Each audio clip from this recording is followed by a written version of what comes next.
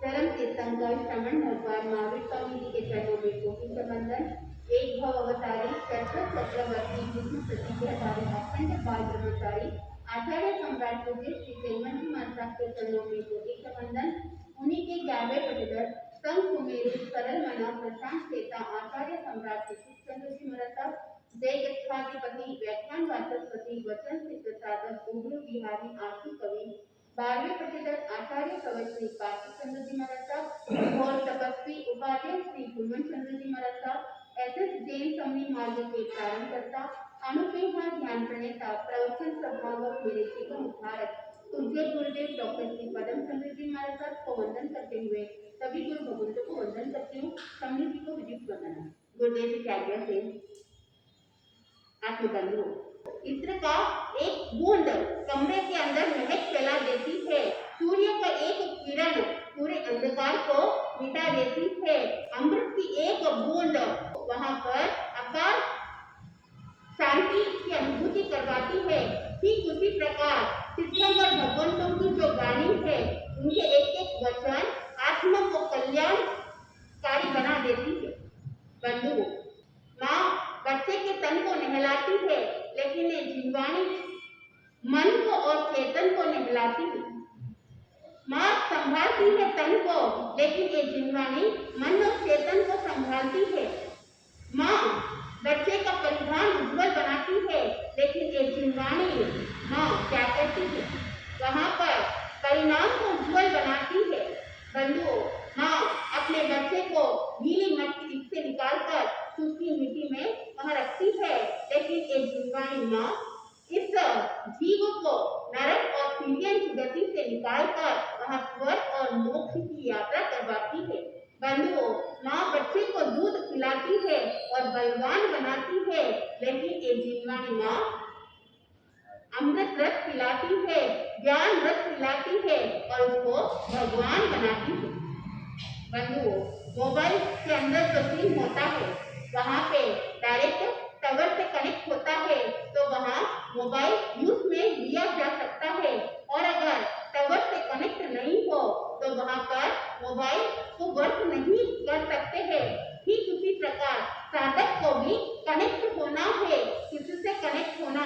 जिनवाणी रूपी से अगर कनेक्ट हो जाता है बंधुओं उसका जो भव भ्रमण होता है वहाँ पर कम हो सकता है और उसका जीवन सुखकारी बन सकता है, मंगलकारी बन सकता है, कल्याणकारी बन सकती है।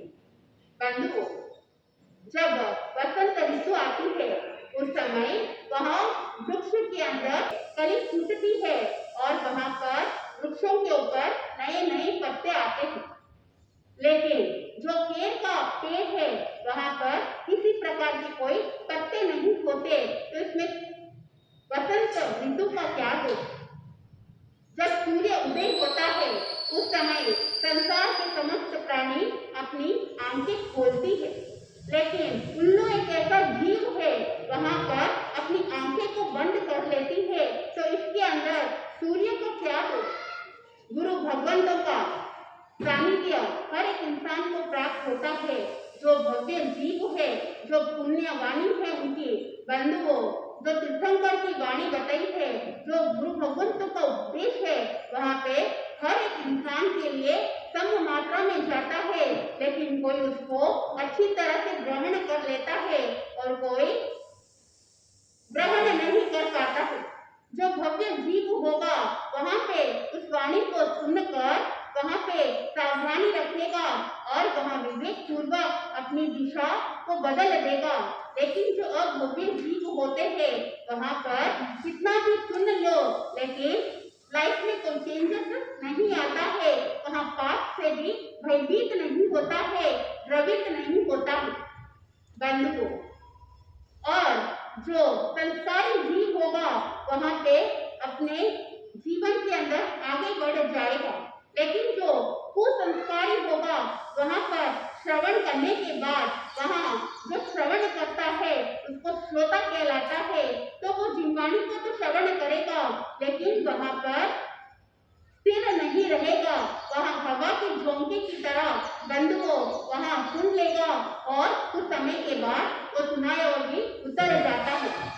कल आप सुन रहे थे प्रसंग, भरत चक्रवर्ती जब वहां पे दर्शन के लिए जाते हैं और ऋषभ देव भगवान ने उनको कहा कि तुम मोक्ष जाने वाले, वहां जो श्रोता के कैटेगरी में जो श्रोता होता है, यानी जिन वाणी को सुनता है, वहां पर सुनने के बाद वो श्रोता भी क्या करता है, बात को काटने की कोशिश करता है और जब वहां सभा कंप्लीट हो जाती है तो पुनः अपने दुकान में आके बैठता है, लेकिन दिमाग के अंदर विचार विपरीत चलते हैं, जो भी आते हैं उनको गलत गलत बातें बताता है।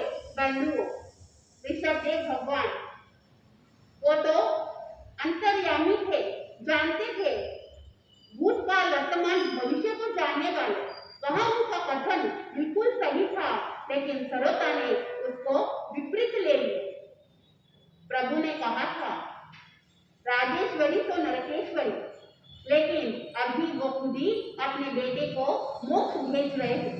बंधु उनके चौके के अंदर वहां भोज्य पदार्थ जो बनता है, 1,00,000 मण जितना प्रतिदिन नमक वहां पर आता है और इतना आरंभ समारंभ होता है, इतनी क्रिया होती है, इतनी हिंसा होती है, वहां के दूसरे राज्यों को संचालन करने के लिए वहां पर किसी पाप के बोझ तो उठाना पड़ता है, इतना सब कुछ भरत चक्रवर्ती करता है, लेकिन प्रभु ने क्या किया, उसको तो नरक भेजना था, लेकिन कहाँ भेज रहे, मोक्ष भेज रहे हैं। इस तरह से गलत गलत करुणा वो वहां पर आने जाने लोगों के दिमाग में भर रहा है।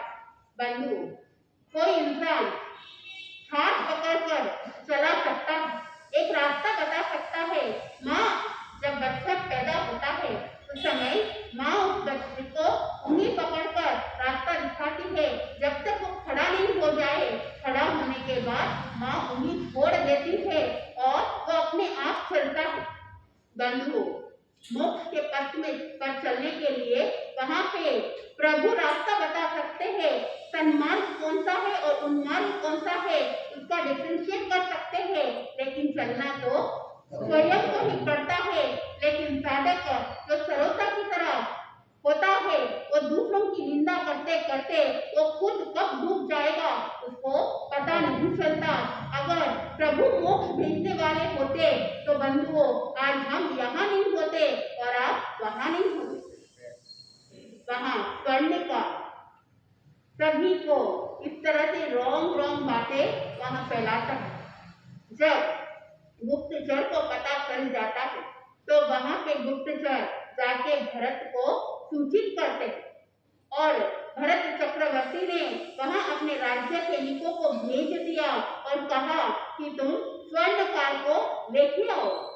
वहां स्वर्णकार को लेके आए और स्वर्णकार को पूछा क्या तुमने ये बात कही, वहां स्वर्ण का स्वीकार करता है, हाँ मैंने ही कही।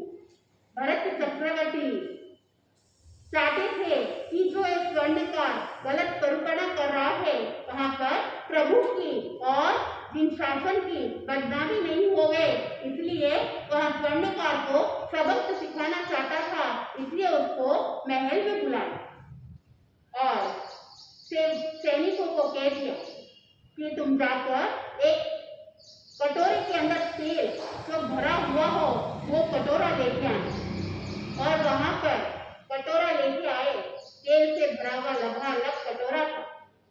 उस कटोरे को वहां स्वर्णकार के हाथ में रख दिया और कहा कि इसके अंदर तेल है, एक बूंद भी नीचे गिरना नहीं चाहिए। तुम इस राज्य के जितने भी गली है, जितने भी बाजार है, जितने भी चौराहे है, पूरे राज्य को घूमकर पुनः यहाँ लौट कर आना, लेकिन एक बात ध्यान रखना, अगर एक बूंद भी नीचे गिर जाए तो तुम्हारे पीछे जो दो सैनिक चलेंगे वहीं पे सर से गर्दन को अलग कर देंगे। वहां स्वर्णकार की हिम्मत कहाँ चक्रवर्ती को कुछ कहे और वो चला जाता है। भरत ने सूचना दे दी कि राज्य के अंदर कहीं पे मृत्यु, कहीं पर जादूगर, कहीं पे नट नटली का वहां पर आयोजन किया जाए और काल जाता है, पूरा ध्यान कहाँ रहेगा? कटोरे में रहेगा। और वो स्वर्णकार भी उस कटोरे पर ध्यान था, ना इधर ना उधर, कहीं भी नहीं देखता था, बस यही कि एक बूंद के नीचे नहीं गिरना, वरना मेरी मृत्यु तो निश्चित है। वो अपने आप से भयभीत था और वहाँ घूमते घूमते संध्या हो जाती है। जब सायंकाल होता है उस समय वो पुनः लौट आता है। भरत ने पूछा कि तुमने क्या देखा, तुम्हें कुछ समझ आई बात? तो वह स्वर्णकार कहता है, मुझे अच्छी तरह से समझ में आ गई, आप मेरी जान लेना चाहते हो, इसलिए एक छोटा सा तेल का कटोरा देकर पूरे राज्य के अंदर भ्रमण करवा दिया। बंधु, उसकी सोच क्या थी वहां पे भी विपरीत थी। भरत ने कहा, ऐसा नहीं, इसके अलावा जब तुम भ्रमण करके आए तो वहां पर क्या देखा?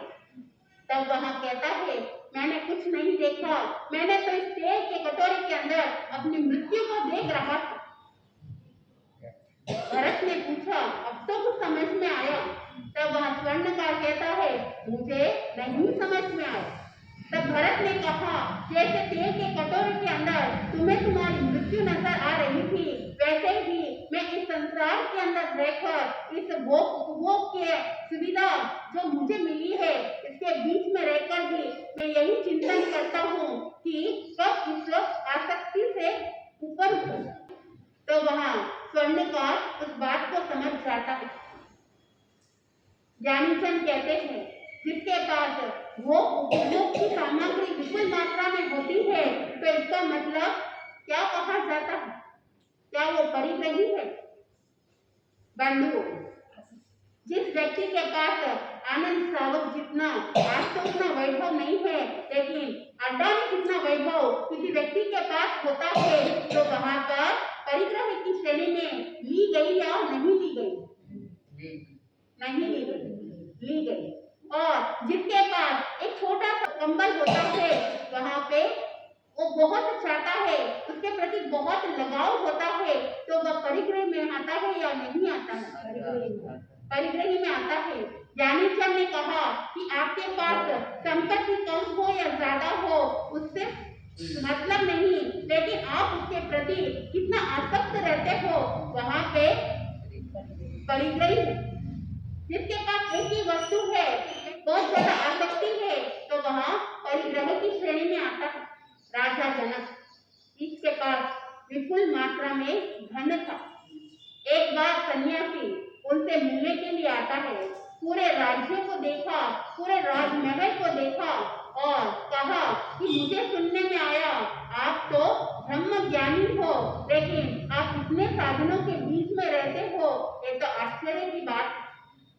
तो वहां पे राजा जनक ने कहा, जब समय आएगा तब पता चल जाएगा।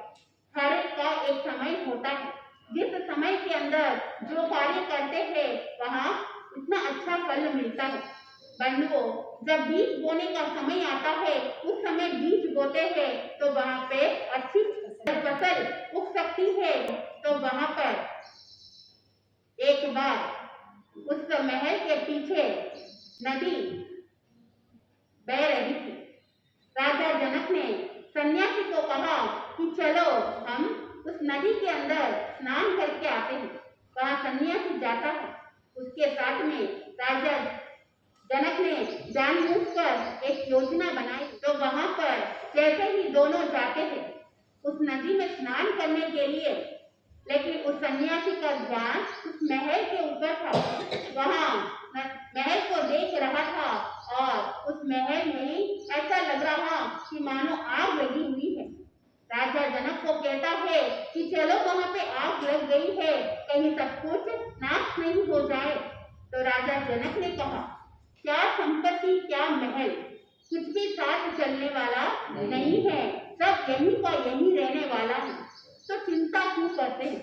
तब वहाँ सन्यासी कहता है कि मेरा तो उस राजमहल के एक कोने में कमंडलू रखा हुआ है, मुझे उसको लेने के लिए जाना है। राजा जनक ने कहा, जब तुमने संसार को त्याग दिया परिवार के मोह को त्याग दिया, तो एक छोटी सी कमंडलू पर तुम्हारी वही आसक्ति रह गई है। तब वहां सन्यासी को कहा, अब तुम्हें समझ में आई कि मैं इतना भोग उपभोग के बीच में रहते हुए भी मैं अनासक्त हूँ, लेकिन तुम एक कमंडलू के कारण से वहां आसक्ति में डूबे हुए हो। तो वह सन्यासी उस बात को समझ जाता है। बंधुओं, ज्ञानीजन कहते हैं कि जिस वस्तु के ऊपर आसक्ति रहती है, ममत्व भावना रहती है, मूर्छा भावना रहती है, तो वहां पे परिग्रह की श्रेणी में आता है। और आपके पास सब कुछ होते हुए भी अगर आप निर्लिप्त हो, तो वहां पे अपरिग्रह की श्रेणी में आता है। स्वर्णकार भी वहां बात जान लेता है। भरत चक्रवर्ती जब शीश महल में जो अपने राज्य भवन के अंदर शीश महल था, तो वहां पे शीश महल के पास गए और वहां अपने आप को निहार रहे थे। बंधुओं, निहारते निहारते उन्होंने देखा कि उनके कनिष्ठ अंगुली के अंदर एक जो रत्न जड़ित अंगूठी वो दिखाई नहीं दे रही थी, तो सोचा कहीं गिर गई होगी। चिंतन किया, क्या इस शरीर को सौंदर्य ये जो आभूषण के द्वारा ही प्राप्त होता है? इसी के कारण से, इन आभूषणों के कारण से ही इस शरीर की सुंदरता होती है।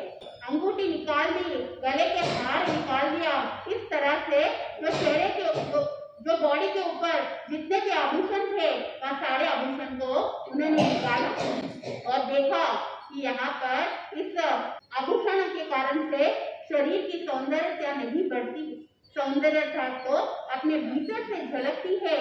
ये बाह्य पदार्थ है, वो नाश होने वाला है। वहाँ भावना उत्कृष्ट हो जाती है, उत्कृष्ट श्रेणी में वो चले जाते हैं और उनको केवल ज्ञान, केवल दर्शन की प्राप्त हो जाती है। बंधुओं, पहले संयम लिया जाता है, फिर केवल ज्ञान और केवल दर्शन की प्राप्ति होती है। लेकिन भरत चक्रवर्ती को पहले केवल ज्ञान हुआ, फिर उसके बाद संयम। इस तरह से भरत चक्रवर्ती ने अपने जीवन का कल्याण कर लिया। ऋषभदेव भगवान और उनके जो 98 पुत्र है, उन्होंने भी केवल ज्ञान, केवल दर्शन को प्राप्त किया और मोक्ष सिधा लिए। और यहाँ पे भरत चक्रवर्ती भी अब आगे आपको प्रसंग सुनने को मिलेगा कि किस तरह से बाहुबली ने भी संयम अंगीकार कर लिया था, लेकिन उनको अड़चन आ रही थी मोक्ष प्राप्त करने के लिए। वह अड़चन क्या थी, क्यों वहां पे आगे नहीं बढ़ पाए? आगे का प्रसंग जैसे जैसे आप सुनोगे, आपको आनंद की प्राप्ति होगी। मैं अपने शब्दों को यहीं पे विराम देती हूँ।